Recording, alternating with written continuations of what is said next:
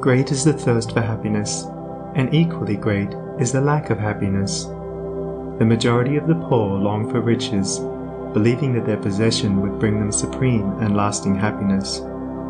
Many who are rich, having gratified every desire and whim, suffer from ennui and repletion, and are farther from the possession of happiness even than the very poor. If we reflect upon this state of things, it will ultimately lead us to a knowledge of the all-important truth that happiness is not derived from mere outward possessions, nor misery from the lack of them.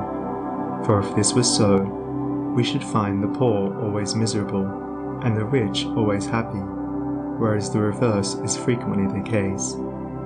Some of the most wretched people whom I have known were those who were surrounded with riches and luxury, whilst some of the brightest and happiest people I have met were possessed of only the barest necessities of life. Many men who have accumulated riches have confessed that the selfish gratification which followed the acquisition of riches has robbed life of its sweetness, and that they were never so happy as when they were poor. What then is happiness, and how is it to be secured? Is it a figment, a delusion, and a suffering alone perennial? We shall find, after earnest observation and reflection, that all, except those who have entered the way of wisdom, believe that happiness is only to be obtained by the gratification of desire. It is this belief, rooted in the soil of ignorance, and continually watered by selfish cravings, that is the cause of all the misery in the world. And I do not limit the word desire to the grosser animal cravings. It extends to the higher psychic realm, where far more powerful, subtle, and insidious cravings hold in bondage the intellectual and refined, depriving them of all that beauty, harmony, and purity of soul whose expression is happiness. Most people will admit that selfishness is the cause of all the unhappiness in the world. They fall under the soul-destroying delusion that it is somebody else's selfishness and not their own. When you are willing to admit that all your unhappiness is the result of your own selfishness, you will not be far from the gates of paradise. But so long as you are convinced that it is the selfishness of others that is robbing you of joy, so long will you remain a prisoner in your self-created purgatory. Happiness is that inward state of perfect satisfaction which is joy and peace, and from which all desire is eliminated. The satisfaction which results from gratified desire is brief and illusionary, and is always followed by an increased demand for gratification.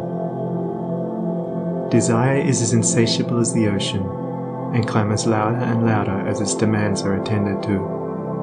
It claims ever-increasing service from its deluded devotees, until at last they are struck down with physical or mental anguish, and are hurled into the purifying fires of suffering. Desire is the reign of hell, and all torments are centered there. The giving up of desire is the realization of heaven, and all delights await the pilgrim there. I sent my soul through the invisible, some letter of that afterlife to spell, and by my soul returned to me, and whispered, I myself am heaven and hell. Heaven and hell are inward states. Sink into self and all its gratifications, and you sink into hell. Rise above self into that state of consciousness which is the utter denial and forgetfulness of self, and you enter heaven. Self is blind, without judgment, not possessed of true knowledge, and always leads to suffering. Correct perception, unbiased judgment, and true knowledge belong only to the divine state, and only insofar as you realize this divine consciousness can you know what real happiness is. So long as you persist in selfishly seeking for your own personal happiness, so long will happiness elude you, and you will be sowing the seeds of wretchedness. Insofar as you succeed in losing yourself in the service of others, in that measure will happiness come to you, and you will reap a harvest of bliss. It is in loving, not in being loved, the heart is blessed.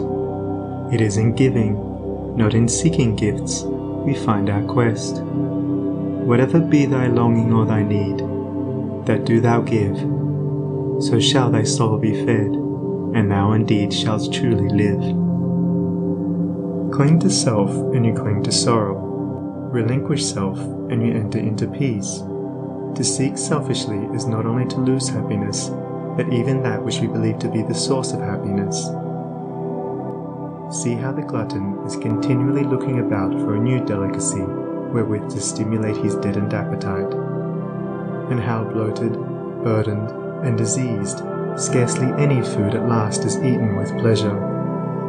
Whereas, he who has mastered his appetite, and not only does not seek, but never thinks of gustatory pleasure, finds delight in the most frugal meal. The angel form of happiness, which men, looking through the eyes of self, imagine they see in gratified desire, when clasped is always found to be the skeleton of misery. Truly, he that seeketh his life shall lose it, and he that loseth his life shall find it. Abiding happiness will come to you when, ceasing to selfishly cling, you are willing to give up. When you are willing to lose, unreservedly, that impermanent thing which is so dear to you, and which, whether you cling to it or not,